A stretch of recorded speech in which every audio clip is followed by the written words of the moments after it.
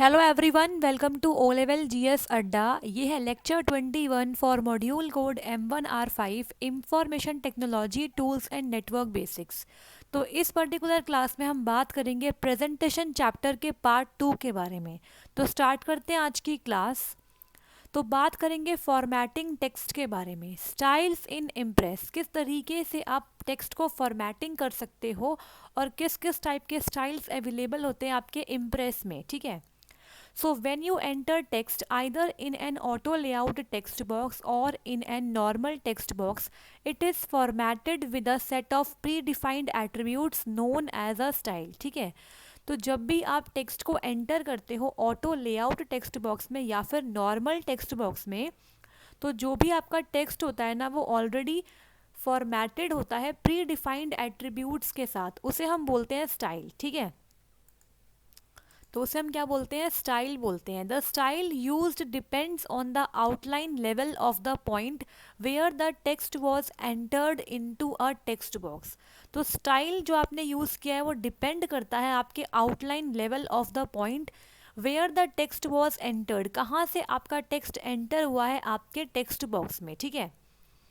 तो यहाँ पे देखो, आपके सामने स्टाइल्स एंड फॉर्मेटिंग का यहाँ पे एक पिक्चर अवेलेबल है। तो यहाँ पे देखो, आउटलाइन लेवल 1 है, ये लेवल 2 है, और यहाँ पे अलग अलग लेवल पे अलग अलग स्टाइलिंग्स अवेलेबल रहती है, ठीक है। अब देखो, in situations where you need to perform the same modifications to many different part of the presentation, the use of styles is recommended, ठीक है। अगर आपको सेम मॉडिफिकेशन करनी होती है many parts of the presentation में, तो वहाँ पे स्टाइल्स का यूज़ करना रिकमेंडेड होता है। In this way your presentation will have a consistent look and will not distract your audience, ठीक है। तो जब आपको अपनी प्रेजेंटेशन को एक डिसेंट वे में दिखाना होता है, तो उसके लिए आप सेम मॉडिफिकेशन करते हो हर एक स्लाइड पे। इससे क्या होता है? कंसिस्टेंट लुक आता है और आपकी ऑडियंस डिस्ट्रैक्ट नहीं होती है। Therefore, it is important to avoid direct formatting and use the style of the presentation। तो इसीलिए हम डायरेक्ट फॉर्मेटिंग को अवॉइड करते हैं, ठीक है। और हम क्या करते हैं? बेसिकली मास्टर स्लाइड्स का इस्तेमाल करते हैं। सो नेक्स्ट लेसन में आप पढ़ेंगे मास्टर स्लाइड के बारे में। मास्टर स्लाइड का इस्तेमाल करके आप सारी स्लाइड्स में, आपकी प्रेजेंटेशन की जितनी भी स्लाइड्स हैं, उस पर स्टाइल को मॉडिफाई कर पाएंगे। तो बात करते हैं डायरेक्ट फॉर्मेटिंग के बारे में। यहाँ पे to format all the text in a text box, select the text box by clicking once around the border. अगर आपको सारे टेक्स्ट को सिलेक्ट करना है फॉर्मेट करने के लिए, तो सबसे पहले आप क्या करो? टेक्स्ट बॉक्स को सेलेक्ट करो by clicking once around the border. Border पे एक बार क्लिक करके आप टेक्स्ट बॉक्स को सेलेक्ट कर लो। Now all the formatting changes apply to all the text in the text box, ठीक है। उसके बाद आप कोई भी फॉर्मेटिंग लगाओगे तो फॉर्मेटिंग चेंजेस आपके पूरे टेक्स्ट में दिखाई देंगे। To format specific parts of the text box, click inside and then select text from the box. अगर आपको किसी particular part of the text box पे लगाना है अपना स्टाइल या फॉर्मेट करना है, तो आप उसको टेक्स्ट बॉक्स के अंदर जाके करो सेलेक्ट, और उसके बाद उस पर आप फॉर्मेटिंग लगा दो, ठीक है। तो फॉर्मेटिंग टेक्स्ट में require to change properties like, तो आप कैसे फॉर्मेटिंग कर सकते हो, क्या क्या प्रॉपर्टीज़ आप चेंज कर सकते हो फॉर्मेटिंग से? देखो, character attributes for example font colour, paragraph attributes for example alignment, list attributes for example type of bullet. तो आप ये सारे एट्रीब्यूट्स को चेंज कर सकते हो, ठीक है। फॉन्ट कलर, अलाइनमेंट, या फिर आपके टाइप ऑफ लिस्ट, जो टाइप ऑफ लिस्ट बुलेट है उसे भी आप चेंज कर सकते हो, ठीक है। The quickest way to format text in Impress is by using the Properties tab in the sidebar। तो सबसे क्विकेस्ट वे क्या है अपने टेक्स्ट को फॉर्मेट करने के लिए इम्प्रेस में? आप यूज़ करो properties tab in the side bar, ठीक है। तो यहाँ पे आपके पास क्या है? प्रॉपर्टीज टैब है। इस तरीके से होता है ये, हमने कल डिस्कस भी किया था इसे। Select the formatting group and change the attribute the same way you have learned with LibreOffice Writer। तो जिस तरीके से हमने LibreOffice Writer में किया था ना एट्रीब्यूट्स को चेंज, उस तरीके से आप यहाँ पे भी कर सकते हो। तो देखो, यहाँ पे आप फॉन्ट स्टाइल कर सकते हो चेंज, यहाँ पे bold, italic, underline, strike through कर सकते हो, फॉन्ट का कलर चेंज कर सकते हो आप, पैराग्राफ, एरिया, शेडो। तो आप कोई भी ग्रुप को चूज़ करके चेंजेस कर सकते हो, ठीक है। The area, shadow, line, position formatting groups applied to the selected text box. तो जो भी आपने टेक्स्ट बॉक्स सेलेक्टेड कर रखा होगा उस पे आप ये सारे फॉर्मेटिंग ग्रुप्स को अप्लाई कर पाएंगे, ठीक है। अब बात करते हैं इंसर्टिंग स्लाइड्स के बारे में, किस तरीके से आप स्लाइड्स को इंसर्ट करेंगे। To insert a new slide use the insert slide button on the tool bar. अभी तक हमने समझा कि एक स्लाइड पे आप कैसे टेक्स्ट को एंटर करेंगे, अब आपको सीखना है किस तरीके से आप न्यू स्लाइड्स को इंसर्ट करेंगे। तो इस बटन को आप प्रेस करेंगे कहाँ पे, टूल बार में, choose and click one of the available layout icons, और यहाँ पे आपको बहुत सारे अवेलेबल लेआउट आइकन मिलेंगे, आप यहाँ पे किसी को भी चूज़ कर सकते हो। लेट्स सपोज आपने इसको चूज़ कर लिया, यहाँ पे टाइटल है और यहाँ पे आप टेक्स्ट को लिख सकते हो, ये आपका बिल्कुल ब्लैंक है, ठीक है। तो अलग अलग लेआउट्स अवेलेबल रहते हैं। Alternatively you can insert a new slide using the slides pane, और आप स्लाइड्स पेन का इस्तेमाल करके भी न्यू स्लाइड को इंसर्ट कर पाओगे। तो यहाँ पे देखो, right click and choose new slide, तो यहाँ पे आप राइट क्लिक करके स्लाइड्स पेन में न्यू स्लाइड पे क्लिक करोगे तो आप वहाँ से भी न्यू स्लाइड को इंसर्ट कर पाओगे, ठीक है। अब बात करते हैं डिलीटिंग स्लाइड्स के बारे में। स्लाइड्स को कैसे डिलीट करते हैं, देखो। To delete a slide simply right click on the slide thumbnail in the slides pane and choose delete slide. जिस भी स्लाइड को आप डिलीट करना चाहते हो उसके स्लाइड थंबनेल पे जाके आप राइट क्लिक करोगे स्लाइड्स पेन में। तो स्लाइड्स पेन में आपके सामने अलग अलग स्लाइड्स आती है थंबनेल के साथ। आप किसी भी स्लाइड थंबनेल पे जाके राइट क्लिक करके डिलीट स्लाइड का ऑप्शन पे क्लिक करोगे, जो आपको कंटेक्स्ट मेन्यू में दिखाई देगा, तो उससे आपकी स्लाइड डिलीट हो जाएगी। या फिर आप बैक स्पेस और डिलीट की को प्रेस कर सकते हो। You can do the same in the slide sorter view. Slide sorter view से भी आप कर सकते हो, ठीक है। अब बात करते हैं फॉर्मेटिंग स्लाइड्स के बारे में। तो मैंने शॉर्ट पॉइंट्स में आपको एक्सप्लेन किया जिससे कि आपको आसानी हो समझने में और जल्दी से हम चैप्टर कंप्लीट भी कर पाएंगे, ठीक है।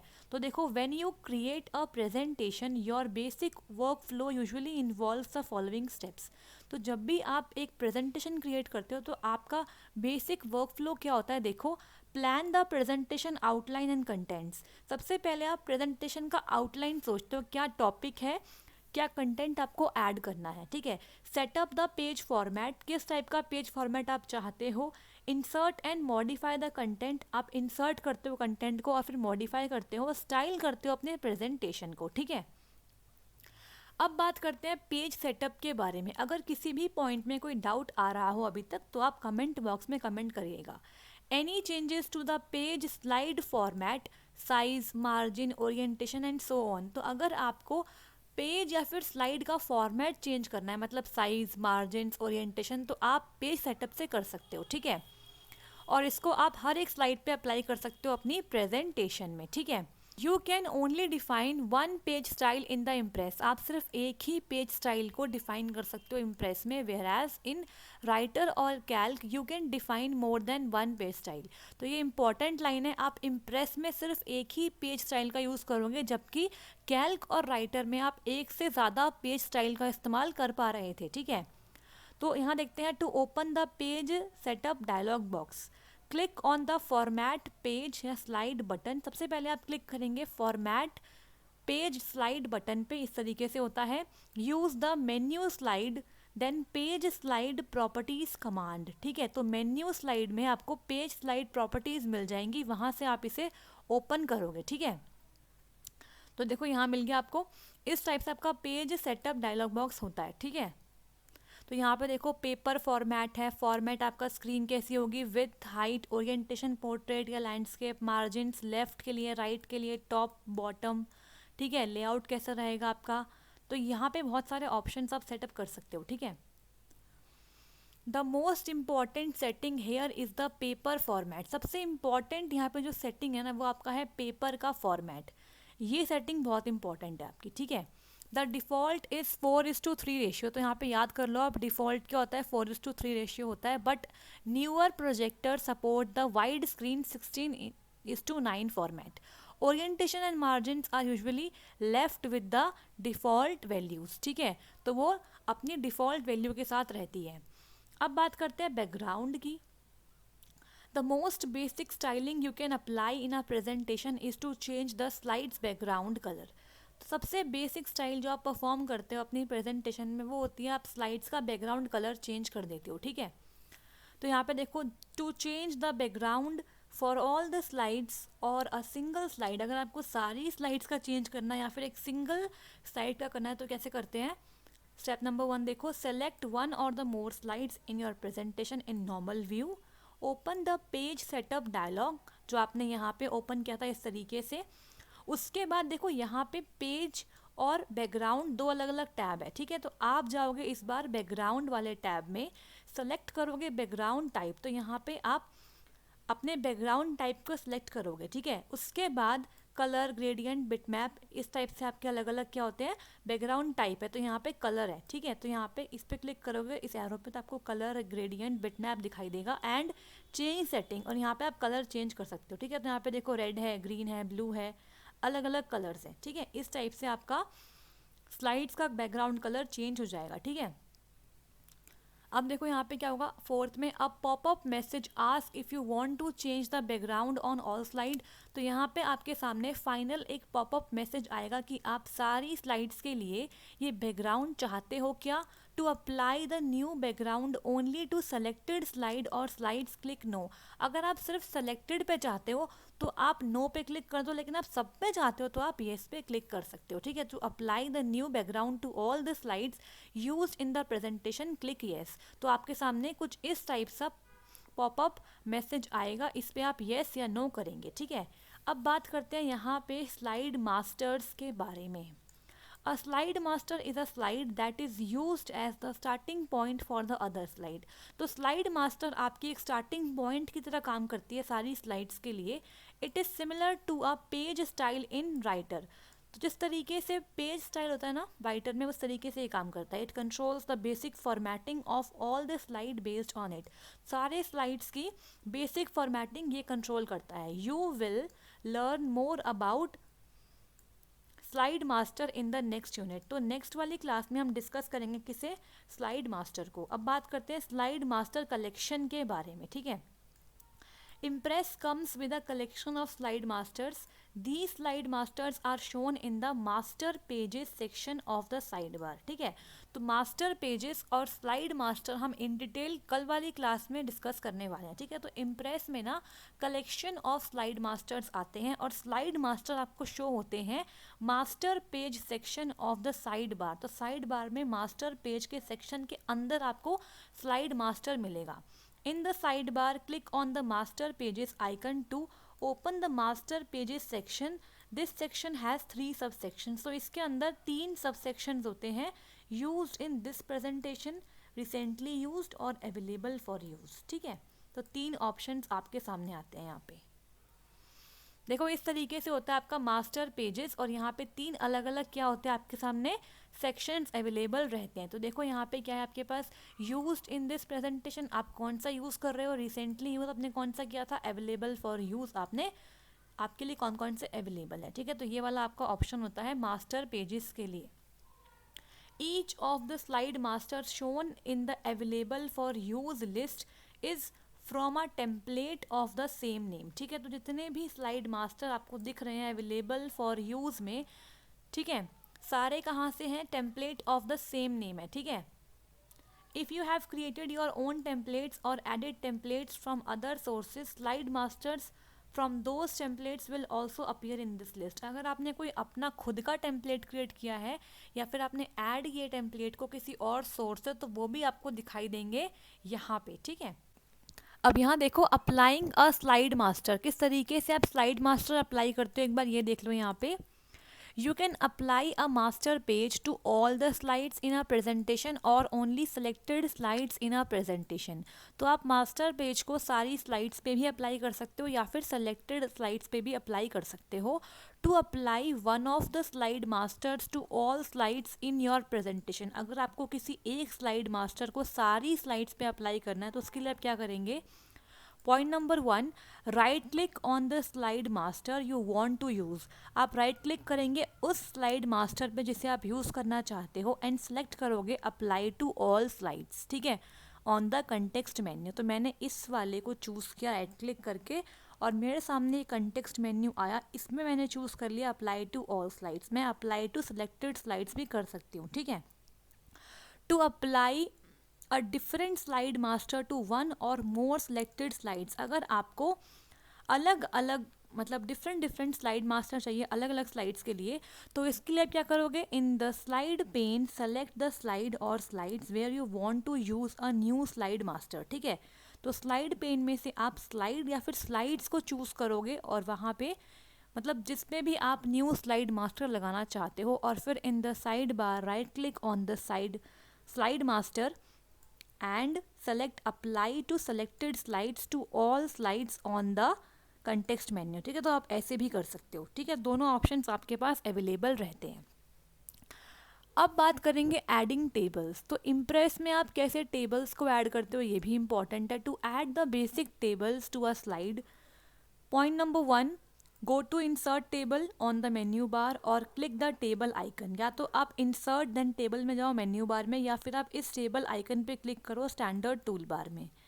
Point number 2, if there is a table already on the slide and it is selected, click the table icon this। अगर पहले से ही टेबल है आपकी स्लाइड पे और वो सिलेक्टेड है तो आप इस वाले टेबल आइकन पे क्लिक करोगे ऑन द टेबल टूल बार, ठीक है। The table tool bar is only visible after selecting view tool bar table on the menu bar and when a table is selected, ठीक है।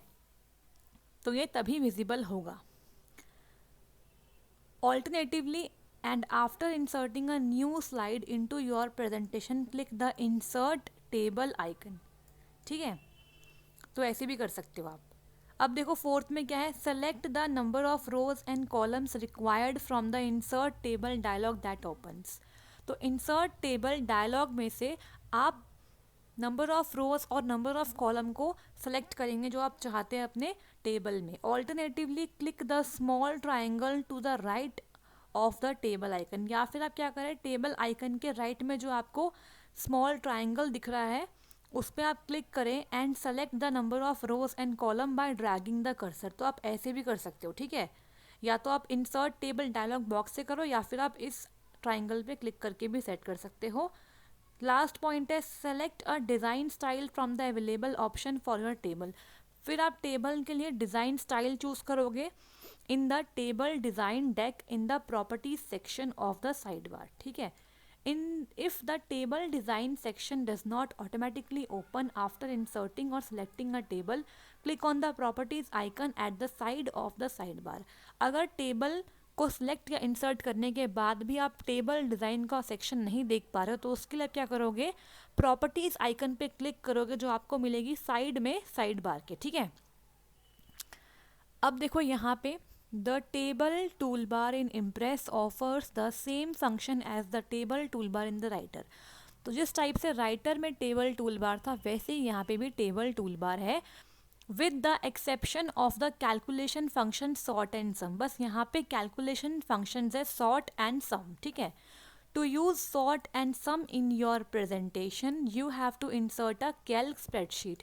तो अगर आपको सॉर्ट एंड सम फंक्शन का इस्तेमाल करना है प्रेजेंटेशन में तो उसके लिए आपको कैल्क वाली स्प्रेडशीट को इसमें इंसर्ट करना होगा। After a table is created, you can modify it by adding and deleting the rows and columns। एक बार टेबल इंसर्ट करने के बाद आप उसकी रोज या कॉलम को डिलीट या इंसर्ट कर सकते हो। Adjusting with and spacing, adding borders, backgrounds, colours and so on. तो इस तरीके से आप कुछ भी कर सकते हो यहाँ पे, ठीक है। तो ये आपका side bar table design section है। आई होप सो आपको क्लियर हो रहा होगा।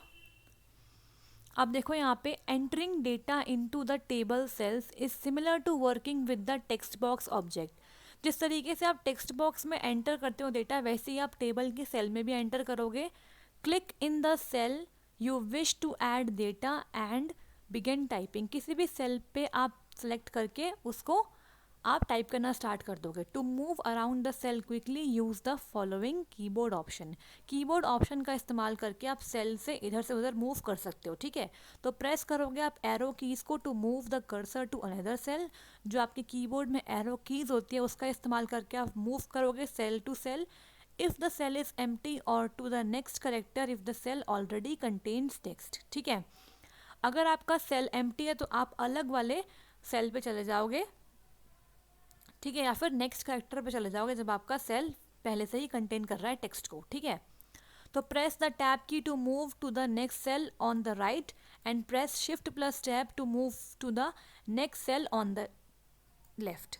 तो यहाँ पे क्या कर सकते हो आप, टैब की का इस्तेमाल करके भी नेक्स्ट सेल पे मूव कर सकते हो। तो अगर आपको राइट में जाना है तो आप क्या करोगे, टैब की को प्रेस करोगे, और लेफ्ट में जाना है तो आप शिफ्ट प्लस टैब की को प्रेस करोगे, ठीक है।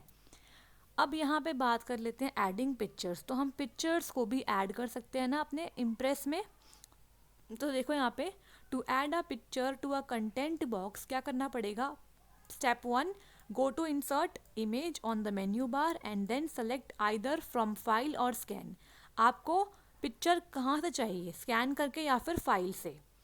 ऑल्टरनेटिवली क्या कर सकते हो आप, after inserting a new slide click the insert image icon. आप न्यू स्लाइड को इंसर्ट करते ही क्लिक करोगे इंसर्ट इमेज आइकन पे on the new slide and select the file from the insert image dialogue, और आप उस फाइल को choose करोगे जो आपको ओपन करनी है।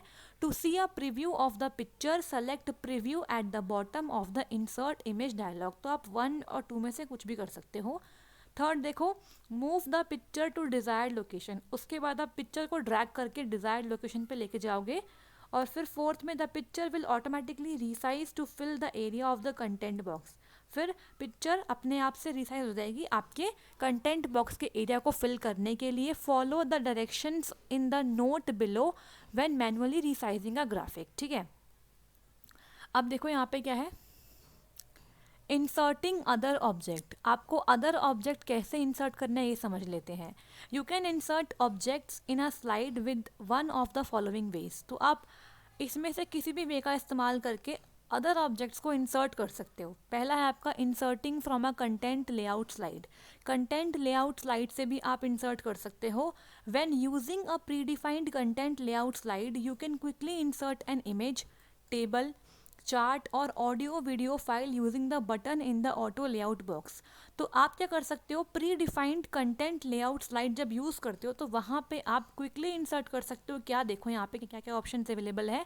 इंसर्ट टेबल कर सकते हो, insert chart, insert image, insert movie, audio video files, ठीक है। Click one of the available options to insert the image, table, chart और मूवी। तो ये आपका by default predefined content layout slide से आप इंसर्ट कर पा रहे हो। Next, by using the insert sub menu. तो आप इंसर्ट में जाके इंसर्ट सब मेन्यू में से भी ऑडियो वीडियो मीडिया चार्ट इनको, टेबल को इंसर्ट करवा सकते हो, ठीक है। Next is using the toolbar. You can also insert objects using one of the available buttons on the standard toolbar. तो toolbar से भी आप objects को insert करवा पाओगे, वहाँ पे available buttons रहते हैं, ठीक है। अब बात करते हैं images के बारे में, ठीक है। Images are often used in the presentation as they can convey a large amount of information more quickly than text. तो images तो हर बार include होती है आपके presentation में, क्योंकि images से आप better understand कर पाते हो। जैसे कि मैं भी हर एक presentation में image लेके आती हूँ ताकि आपकी understanding अच्छे से clear हो पाए, ठीक है। When you select an image inside a slide, the graphic formatting group appears in the side बार। जैसे ही आप किसी भी इमेज को सिलेक्ट करते हो अपनी स्लाइड में, ग्राफिक फॉर्मेटिंग ग्रुप अपीयर होता है आपके साइड बार में इस तरीके से, ठीक है। Where you can change image specific attributes. जैसे ही मान लो मैंने इस इमेज को सिलेक्ट किया तो यहाँ पे ये वाला खुल गया आपके पास ग्राफिक्स फॉर्मेटिंग ग्रुप, और यहाँ पे अलग अलग क्या ऑप्शन अवेलेबल है, जैसे कि ब्राइटनेस के लिए contrast, colour mode, transparency, line, ठीक है। अब देखो यहाँ पे क्या है, You can also use the drawing toolbar to rotate, align, crop, arrange and other image formatting commands. तो आप drawing toolbar का इस्तेमाल करके भी rotate कर सकते हो, इमेज को align कर सकते हो, crop, arrange और other formatting commands को यूज़ कर सकते हो। और ऑप्शंस के लिए आप क्या करोगे, इनेबल कर दो इमेज टूल बार को, व्यू पे टूल बार्स में इमेज में जाके तो आपको ये वाला इमेज टूल बार दिखाई देने लग जाएगा। यहाँ पे और भी ऑप्शंस मिलेंगे आपको इमेज को फॉर्मेट करने के, ठीक है। अब बात करते हैं चार्ट्स के बारे में। Another more graphical way to display data is using the charts. तो आप चार्ट्स को भी इंसर्ट कर सकते हो अपने स्लाइड्स में। In Impress you can insert diagrams and define the data to display. तो इस तरीके से आपने बार चार्ट को इंसर्ट कर लिया, ठीक है। तो इंसर्ट कैसे करते हैं चार्ट को, ये आपने पढ़ा था कहाँ पे, कैल्क में, वैसे ही आप यहाँ पे फॉलो करते हो, ठीक है। ड्राइंग देखो यहाँ पे, to insert drawing objects for example rectangle, arrows, use the drawing tool bar. तो ड्राइंग टूल बार में से आप ड्राइंग ऑब्जेक्ट्स को इंसर्ट कर पाओगे, जैसे कि rectangle, square, arrow, circle etcetera.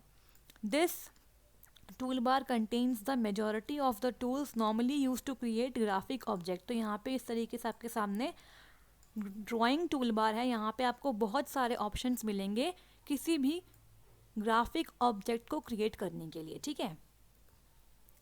To draw a shape select the desired tool from the tool bar. किसी भी शेप को ड्रॉ करने के लिए आप डिज़ायर्ड टूल को चूज़ करेंगे टूल बार से। Then place your cursor on the slide and drag the mouse to define a enclosing triangle, ठीक है। तो जैसे कि मान लो स्टेप 1, स्टेप 2, स्टेप 3, ये आपकी क्या है, अलग अलग 3 शेप्स हैं, ठीक है। तो इन्हें भी आप इंसर्ट कर पा रहे हो, ठीक है। तो ऐसे भी आप इंसर्ट कर सकते हो, ओके।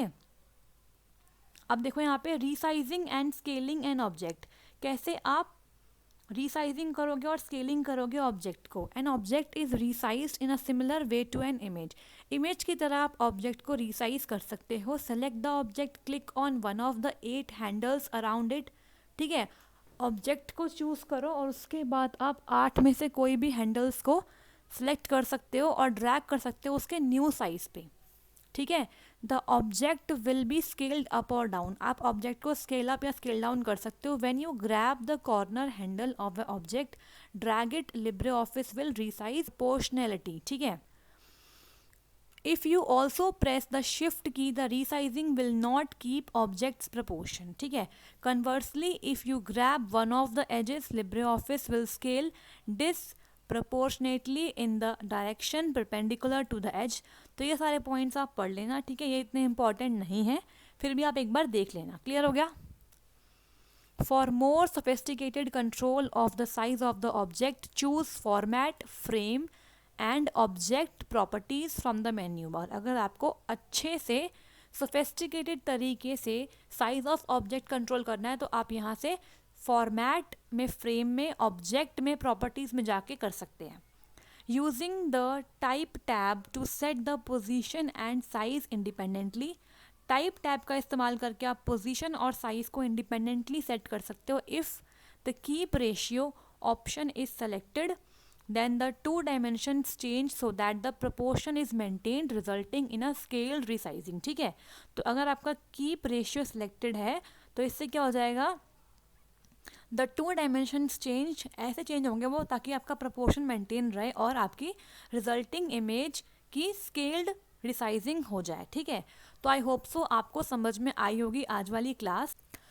तो यहाँ पे आप सबके लिए इन्फॉर्मेशन अवेलेबल है। Paid video courses available for module code M3R5 Python programming language and module code M4R5 internet of things IoT के लिए विद कंप्लीट ई नोट्स आपको ये मिलेगा। आप इस नंबर पे कांटेक्ट करके इस कोर्स को ले सकते हो, ठीक है। और सी प्रोग्रामिंग वाले स्टूडेंट भी इन नोट्स को ले सकते हो। देखो यहाँ पे इस नंबर पे आप कांटेक्ट कर सकते हो। Hindi medium as well as English medium में आपको नोट्स मिल जाएंगे, ठीक है। सो कैसी लगी आपको ये वीडियो? लाइक करो, शेयर करो और सब्सक्राइब कर दीजिए जल्दी से YouTube channel O level GS Adda को। और आप बेल आइकन को हिट कर लीजिए नोटिफिकेशंस के लिए। और टेलीग्राम चैनल पे हमसे जुड़ने के लिए आप इस दिए गए लिंक पर विजिट करें और ये लिंक आपको मिल जाएगा इसके साथ साथ डिस्क्रिप्शन बॉक्स में भी, ठीक है। तो अब आपकी प्रेजेंटेशन की एक क्लास और बची है, उसके बाद ये चैप्टर फाइनली कंप्लीट हो जाएगा, ठीक है। और उसके बाद हम करेंगे आपके बाकी चैप्टर्स के important topics and then expected questions और प्रैक्टिस सेट हम स्टार्ट कर देंगे। तो all the best, keep your preparation hard. मिलते हैं नेक्स्ट वीडियो में। Thank you.